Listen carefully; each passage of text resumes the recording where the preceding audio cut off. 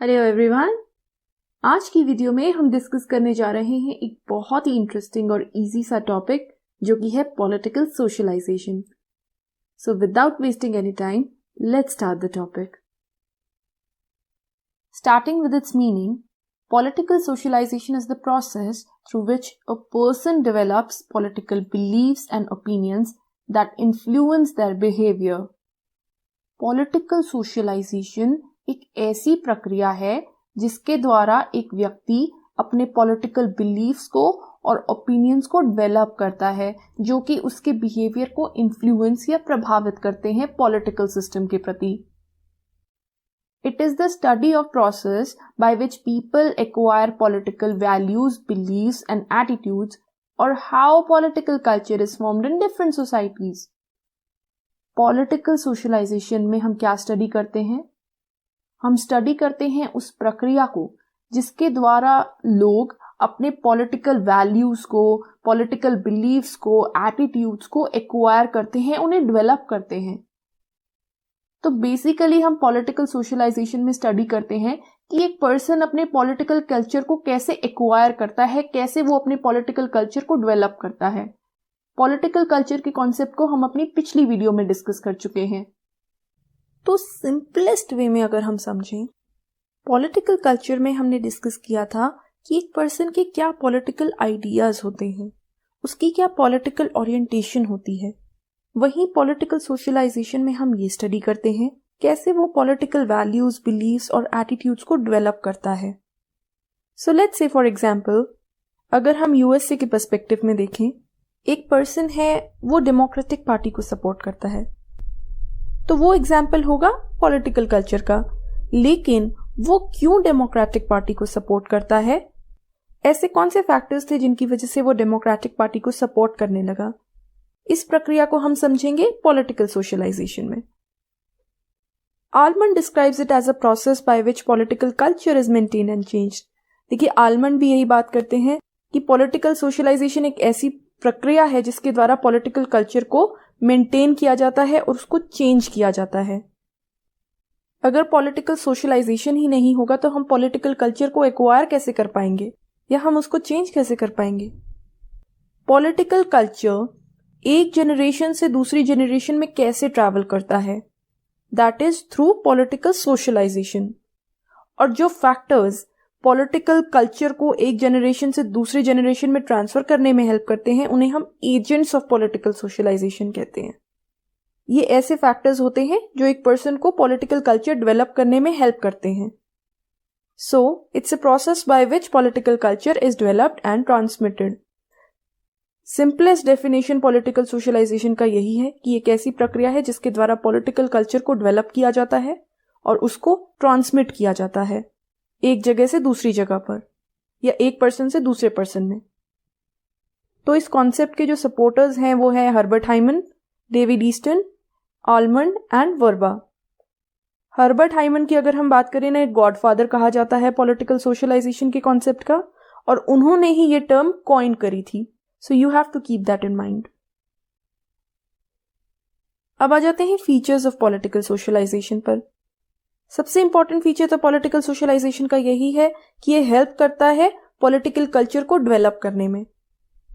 इसकी वजह से हम जो पॉलिटिकल ऑब्जेक्ट्स हैं उनके प्रति एक ओरिएंटेशन को डेवलप करते हैं, हम एक नजरिया बनाते हैं पॉलिटिकल ऑब्जेक्ट्स के प्रति कि हमें एक पॉलिटिकल सिस्टम कैसा लगता है, हमें एक पॉलिटिकल पार्टी कैसे लगती है, हमें अपने आसपास की पॉलिटिकल सराउंडिंग्स की कितनी नॉलेज है। इन सब को डेवलप करने में हेल्प करता है political socialisation. It leads to transmission of values and beliefs from one generation to the other. ये पॉलिटिकल कल्चर को एक जनरेशन से दूसरे जनरेशन में ट्रांसमिट करता है। ऑब्वियस सी बात है, एक फैमिली जो वैल्यूज और बिलीव्स रखती है पॉलिटिक्स के प्रति, वो अपनी नेक्स्ट जनरेशन को भी ट्रांसफर करेगी, और ये भी पॉलिटिकल सोशलाइजेशन का पार्ट है, क्योंकि इसके थ्रू जो नेक्स्ट जनरेशन है वो पॉलिटिकल वैल्यूज को एक्वायर करेगी। It is a life long process, ये हमेशा चलती रहती है। पॉलिटिकल सोशलाइजेशन नेवर स्टॉप्स, क्योंकि इसमें पॉलिटिकल आइडियाज को हमेशा ट्रांसमिट किया जाता है। So it keeps on going. Individual के पर्सपेक्टिव में अगर हम बात करें तो अपने पॉलिटिकल आइडियाज़ को डेवलप करने में कभी तो वो अपनी फैमिली से प्रभावित होता है, लेटर ऑन वो अपने फ्रेंड से प्रभावित होता है, फिर जहाँ वो जॉब करता है वो वहाँ की सराउंडिंग से भी प्रभावित होता है। सो ये पॉलिटिकल सोशलाइजेशन की प्रोसेस हमेशा चलती रहती है। Not only it provides necessary knowledge but motivation for individuals' participation in politics. ना ही ये सिर्फ नॉलेज प्रोवाइड करती है एक व्यक्ति को पॉलिटिक्स के प्रति, बल्कि उसको मोटिवेट भी करती है ताकि वो पॉलिटिक्स में पार्टिसिपेट कर सके, पॉलिटिक्स की डिफरेंट एक्टिविटीज में पार्टिसिपेट कर सके, चाहे वो वोटिंग करना हो, अपनी डिमांड्स पॉलिटिकल सिस्टम के सामने रखना हो, या पॉलिटिकल रैलीज में पार्टिसिपेट करना हो। Individual becomes involved in the activities of the political system. Political system की जो अलग अलग एक्टिविटीज हैं उनमें एक इंडिविजुअल इन्वॉल्व हो जाता है due to political socialisation. Political socialisation की वजह से एक पर्सन एक पॉलिटिकल पार्टी से प्रभावित होता है, वो उसकी विचारधारा से प्रभावित होता है, फिर वो क्या करता है, उसकी एक्टिविटीज में पार्टिसिपेट करता है, उसकी रैलीज में जाता है, उसके लीडर्स को सपोर्ट करता है। So this is how an individual becomes involved in the activities of the political system. So these are the features of political socialization. अगर आप political culture की वीडियो देख लेंगे तो आपको ये और अच्छे से समझ में आएगा, because these two concepts are related with each other. Next comes the kinds of political socialization. Political socialization किस प्रकार की होती है? इसको कैटेगराइज करने के दो तरीके हैं। पहला है into manifest and latent political socialization. तो manifest political socialization क्या होता है? Manifest political socialization होता है the direct communication of feelings, information, beliefs towards the political objects. Political objects क्या होता है? हमने political culture वाली वीडियो में डिस्कस किया है, इसमें सब कुछ आ जाता है, political system, inputs, outputs. So जब political objects के प्रति फीलिंग्स को, इंफॉर्मेशन को, बिलीव्स को डायरेक्टली कम्युनिकेट किया जाता है, उसको कहते हैं मैनिफेस्ट पॉलिटिकल सोशलाइजेशन। इसका एग्जाम्पल है जब कॉलेजेस में या स्कूल्स में आपको सिविक्स और पॉलिटिकल साइंस पढ़ाई जाती है। इसमें क्या होता है कि कॉलेजेस में या स्कूल्स में डायरेक्टली आपको पॉलिटिकल सिस्टम्स के बारे में पढ़ाया जाता है, आइडियोलॉजीज के बारे में और पॉलिटिकल लीडर्स के बारे में पढ़ाया जाता है। उससे आप उन पॉलिटिकल लीडर्स और पॉलिटिकल सिस्टम के प्रति एक बिलीफ डेवलप कर लेते हैं। कोई लीडर आपको पसंद में आता है, कोई आपको पसंद नहीं आता है, कोई आइडियोलॉजी आपको अच्छी लगती है, कोई नहीं लगती है। So that is the example of manifest political socialisation. जब आप स्कूल्स में, कॉलेजेस में democracy, fundamental rights and fundamental duties के बारे में पढ़ते हैं, that is also an example of manifest political socialisation. इसको डायरेक्ट पॉलिटिकल सोशलाइजेशन भी कहा जाता है।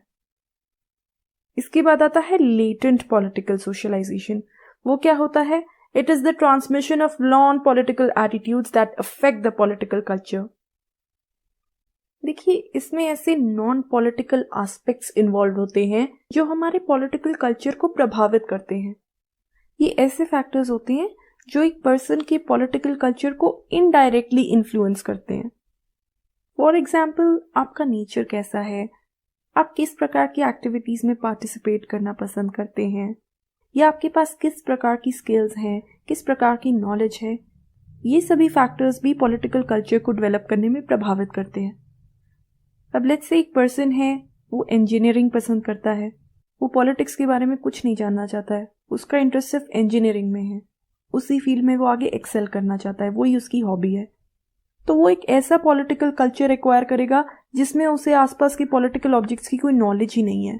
That is the example of latent political socialisation, और इसको इनडायरेक्ट पॉलिटिकल सोशलाइजेशन भी कहा जाता है। Next is homogeneous political socialisation. Homogeneous political socialisation होता है जब पॉलिटिकल सोशलाइजेशन की प्रोसेस कंटिन्यूअस होती है और कंसिस्टेंट होती है, ये लगातार चलती रहती है।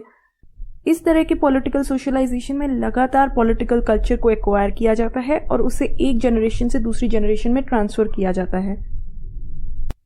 लोग एक दूसरे को सपोर्ट करते हैं और अपने पॉलिटिकल इंस्टीट्यूशंस और वैल्यूज को भी रिस्पेक्ट करते हैं। And the agents maintain a particular type of political orientation.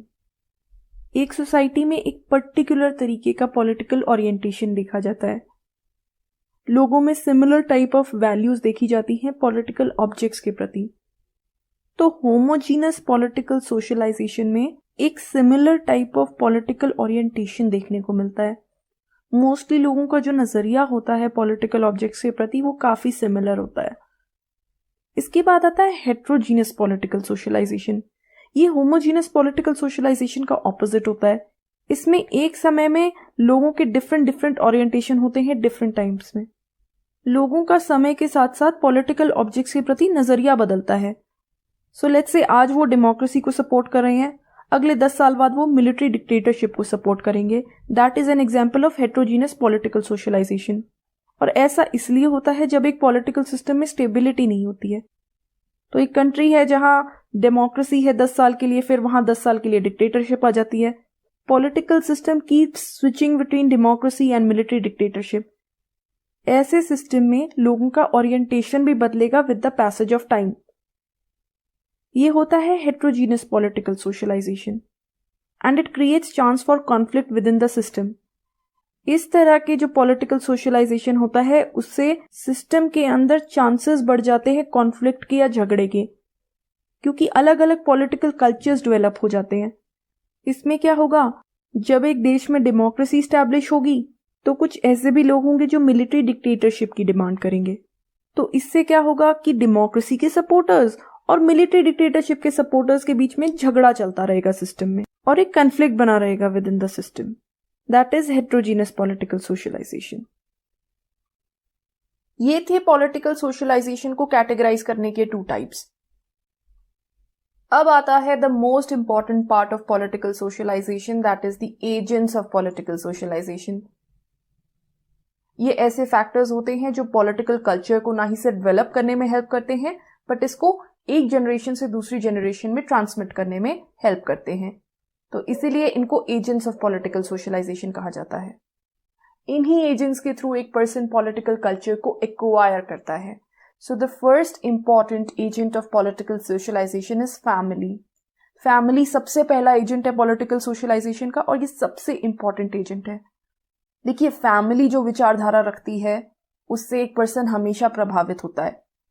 Family की वैल्यूज, बिलीव्स, एटीट्यूड्स एक पर्सन के वैल्यूज और बिलीव्स को प्रभावित करते हैं, क्योंकि एक पर्सन अपनी फैमिली से ही तो सब कुछ सीखता है।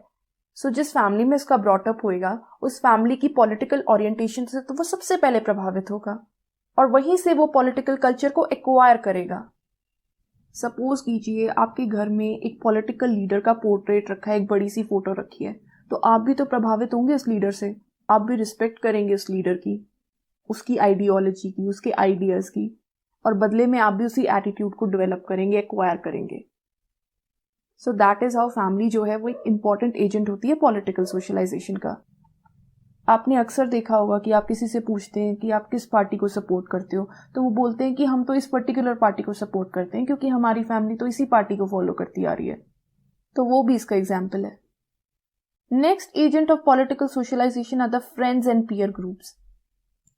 जैसे जैसे एक इंसान ग्रो करता है वो अपनी फैमिली की बजाय फ्रेंड्स के साथ भी टाइम स्पेंड करने लगता है, और अपने फ्रेंड्स की जो सोच है, उनके जो विचार हैं, उनसे भी वो प्रभावित होता है। और अक्सर देखा जाता है कि एक टाइम आता है कि इंसान फैमिली की बजाय अपने फ्रेंड्स के आइडिया से ज्यादा प्रभावित होता है।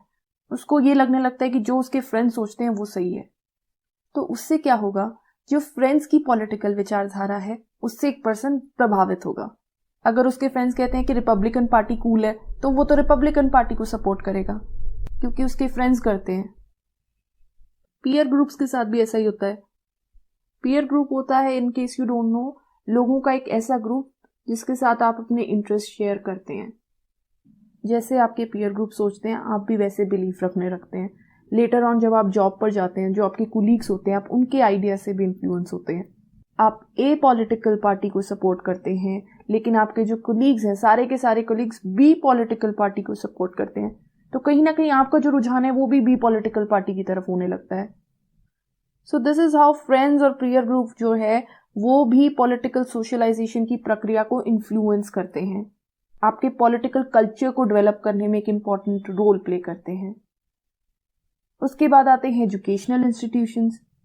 कॉलेजेस और स्कूल में जो आपको पढ़ाया जाता है वो भी पॉलिटिकल सोशलाइजेशन का एक एजेंट होता है, आपको पॉलिटिकल कल्चर डेवलप करने में हेल्प करता है।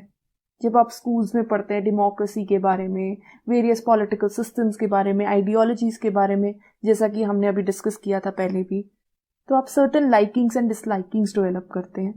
आपको लगने लगता है नहीं, ये political system is better than the other political system. आपको अपने आसपास की पॉलिटिकल सराउंडिंग्स का पता चलता है। You get to know about the fundamental rights, fundamental duties, directive principles. तो एजुकेशनल इंस्टीट्यूशंस भी एक इम्पॉर्टेंट एजेंट है पॉलिटिकल सोशलाइजेशन का। फिर आती है पॉलिटिकल पार्टीज। अब पॉलिटिकल पार्टीज तो एक ऑब्वियस एजेंट है पॉलिटिकल सोशलाइजेशन का। हर पार्टी अपना प्रचार करती है, अपने आइडियाज को आपके सामने रखती है। आपको जिसके आइडियाज पसंद आएंगे आप उससे प्रभावित होंगे। आप किसी पॉलिटिकल पार्टी की रैली में जाएंगे, आपको वो पॉलिटिकल पार्टी अच्छी लगने लग जाए, या हो सकता है आप किसी लीडर के भाषण को सुन ले, आपको उसकी पॉलिटिकल पार्टी अच्छी लगने लग जाए। तो इससे आपका एक पॉलिटिकल कल्चर डेवलप होगा, आपका एक पॉलिटिकल व्यू डेवलप होगा टुवर्ड्स द पॉलिटिकल ऑब्जेक्ट्स।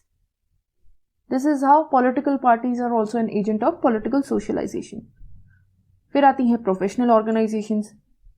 इसमें सभी ऑर्गेनाइजेशंस आ जाती हैं, interest groups, pressure groups, trade unions, teacher associations, students union, peasant associations.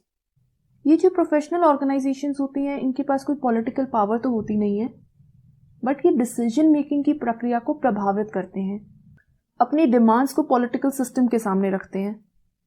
अपनी डिमांड्स पॉलिटिकल सिस्टम के सामने रखना is part of input. So professional organisations are also an agent of political socialisation. Next agent is the religious organisations.